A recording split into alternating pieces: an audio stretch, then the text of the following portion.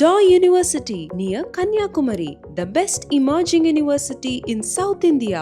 தமிழக முதலமைச்சர் விஜய் தலைமையில 28 துறைகளின் செயல் திட்டங்கள் குறித்து அனைத்து மாவட்ட ஆட்சித்தலைவர்களோடு தமிழக முதலமைச்சர் ஆலோசனை மேற்கொண்டு வருகிறார்.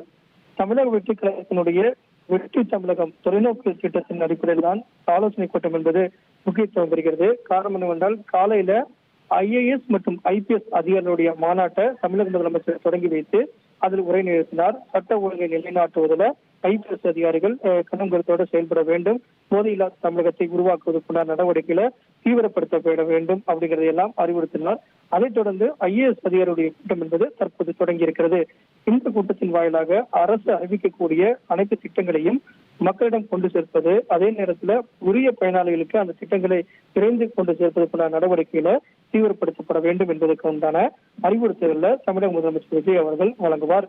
28 துறையினுடைய செயல் திட்டங்கள் மற்றும் வெற்றி தமிழகத்தினுடைய தொலைநோக்கு ஆவணத்தின் அடிப்படையில மாவட்ட ஆட்சித்தலைவர்கள் எவ்வாறு செயல்பட வேண்டும் என்பதை அடிப்படையாக கொண்டு IAS அதிகாரிகளுடைய கூட்டம் என்பது முக்கியத்துவம் வாய்ந்த கூட்டமாக தற்போது நடைபெற்று வருகிறது.